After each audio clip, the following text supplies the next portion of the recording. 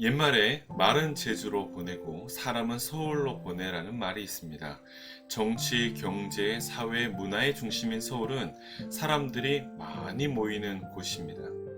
세대를 이어 사람들은 서울로 모여들었습니다. 다양한 사람들이 몰려들다 보니 그중에는 정상적이지 않은 방법으로 자신의 목적을 성취하려는 사람들도 있었습니다. 많은 사람들이 그건 정직하지 않다고, 그건 옳지 않다고 충고하고 질타했지만 그들은 오히려 당당하게 말했습니다. 뭐로 가도 서울만 가면 되지. 그들은 비껴가든 똑바로 가든 서울만 가면 된다고 생각했습니다. 목적만 이룰 수 있다면 무슨 수를 쓰든 상관이 없다고 생각을 했어요. 그리고 말하기를, 봐라, 돈 벌었잖냐. 봐라, 집을 샀잖아. 봐라, 내가 너보다 더 잘 먹고 잘 살잖아. 이렇게 말합니다. 그래서 생겨났는지는 몰라도 우리나라 속담 중엔 뭐로 가도 서울만 가면 된다라는 속담이 있습니다. 이 속담이 담고 있는 의미가 뭡니까? 수단과 방법을 가리지 않고 목적만 이루면 된다는 겁니다. 또 다른 말로 결과만 좋으면 과정은 상관이 없다는 거예요. 그런데 여러분, 정말 그럴까요? 정말 결과만 좋으면 과정은 상관이 없는 것일까요? 우리 청소년들에게 서울은 뭐예요? 좋은 대학이에요. 청년들에게 서울은 뭐예요? 좋은 곳에 취직하는 겁니다. 성인들에게 서울은 뭐예요? 돈 많이 버는 것이고 성공하는 것입니다. 사람들은 너무 쉽게 이렇게 말을 합니다. 무슨 수를 쓰든 좋은 대학에 들어가고 좋은 곳에 취직을 하면 너의 인생은 펼 수 있어. 그래서 무슨 수를 써서라든 사람들이 들어가려고 합니다. 그런 생각 때문에 돈으로 들어가는 사람이 생기고 또 백으로 들어가려는 사람이 생겼습니다. 그러면 성공한 것입니까? 여러분, 참 신기한 것이 뭔 줄 아세요? 돈으로 대학 들어간 사람은 대부분 돈으로 직장을 들어가려고 합니다. 또 백으로 대학을 들어간 사람은 마찬가지로 대부분 백으로 직장을 들어가려고 합니다. 그럼 성공한 거죠? 괜찮은 거죠? 아닙니다. 성경은 그렇게 편법으로 얻은 성공 같아 보이지만 실상은 성공이 아닌 성공을 이룬 인생을 복이 있는 사람이라고 말하지 않습니다. 말씀대로 산 인생을 복이 있는 인생이라고 말합니다.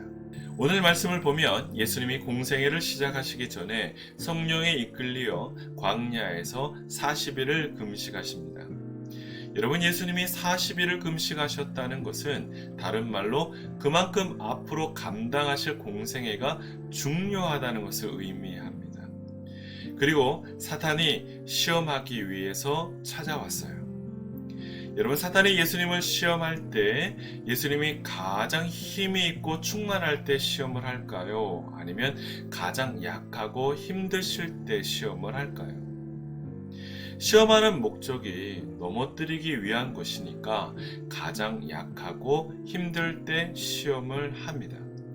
그래서 선택한 타이밍이 40일 금식의 끝자락이에요. 제일 배고플 때. 그때 사탄이 예수님께 뭐라고 했는지 본문 3절을 보면요. 시험하는 자가 예수께 나와서 이르되 내가 만일 하나님의 아들이거든 명하여 이 돌들로 떡덩이가 되게 하라 했습니다. 여러분, 하나님의 아들이신 예수님께 돌을 떡으로 만드는 일은 쉬운 일일까요? 어려운 일일까요? 쉬운 일이죠. 아마 누워서 떡 먹기였을 겁니다. 그런데 예수님은 단칼에 거절하십니다. 왜 그러셨을까요? 예수님이 떡을 싫어하셔서 그러셨을까요? 난 원래 떡 안 좋아해. 난 밥 좋아하지. 그러셨을까요? 아닙니다. 이것은 취향의 문제가 아니에요. 여러분, 떡은 원래 뭐로 만들어요? 곡식으로 만들어요. 떡을 곡식으로 만드는 것이 원칙이라 하면 떡을 돌로 만드는 것은 뭐예요? 편법이에요. 결국 사탄은 예수님에게 배가 고파 죽게 생겼는데 돌이면 어떻고 곡식이면 어떠하냐, 원칙이면 어떻고 편법이면 어떠하냐, 수단과 방법을 가리지 말고 일단 배부터 채워야지. 이렇게 얘기를 하는 겁니다.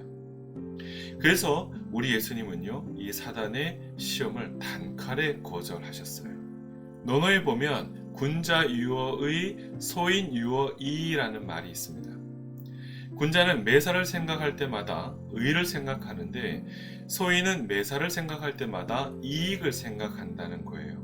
다시 말해서 군자는 어떤 일을 할 것인가 어떤 말을 할 것인가의 판단 기준이 의이고요.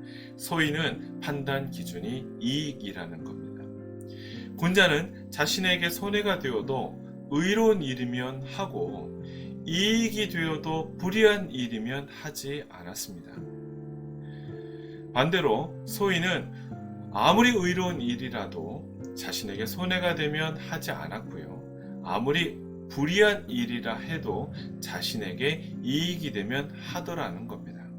사탄은 예수님을 의를 따라 행동하지 않고 이의를 따라 행동하는 소인배로 만들 작정이었습니다. 그러나 예수님은 이러한 사단의 의도를 아시고 말씀을 하셨습니다. 본문 4절 말씀을 보면요. 예수께서 대답하여 이르시되 기록되었으되 사람이 떡으로만 살 것이 아니요 하나님의 입으로부터 나오는 모든 말씀으로 살 것이라 하였느니라 하시니, 예수님은 항상 의가 먼저라고 말씀하셨습니다. 마태복음 6장 31절에서 33절에서도 말씀을 하시죠. 그러므로 염려하여 이르기를 무엇을 먹을까 무엇을 마실까 무엇을 입을까 하지 말라. 이는 다 이방인들이 구하는 것이라. 너희 하늘 아버지께서 이 모든 것이 너희에게 있어야 할 줄을 아시느니라.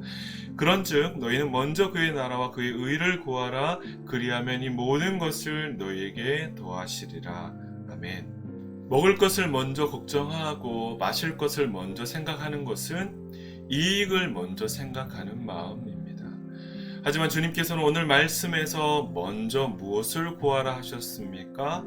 의를 구해야 한다고 말씀을 하셨습니다. 즉 무슨 말이냐면 이의를 따르지 않고 의를 따라 살아야 한다라고 우리에게 말씀을 하시는 겁니다.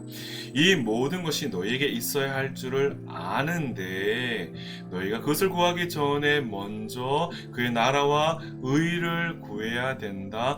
의를 따라 살아야 한다. 이렇게 말씀을 하시는 겁니다. 그러할 때 이 모든 것을 너희에게 더하실 것이다 말씀을 하십니다. 여러분, 이번 명절은 돌로 떡을 만드는 명절이 되지 않으셨으면 좋겠습니다. 의보다 이익만 따지고 이익만 논하는 그런 명절이 되지 않으셨으면 좋겠습니다. 결과만 놓고 좋아하고 칭찬하는 그런 명절 되지 않았으면 좋겠습니다. 오히려 의를 기뻐하고 정직을 칭찬하는 그런 명절이 되시기를 바랍니다. 지금 믿음으로 잘 순종하고 있다면, 인내하며 잘 버티고 있다면 그것이 오히려 더 칭찬을 받아야 할 모습이라고 생각합니다. 몰아가지 않고 오직 말씀으로만 승리하려고 하는 인생들을 더 칭찬하시고 또 축복하는 귀한 명절이 되시기를 바랍니다. 좋은 대학에 갔다고 칭찬하기보다, 좋은 기업에 취직했다고 칭찬하기보다 하나님의 말씀대로 살려고 애를 쓰고 정직하고 진실하게 또 선하게 도전하고 노력하는 인생들을 더 많이 칭찬하고 위로하는 시간이 되셨으면 좋겠습니다. 그리하여 우리 하나님의 은혜와 사랑이 가득한 명절이 되시기를 우리 주님의 이름으로 축원합니다.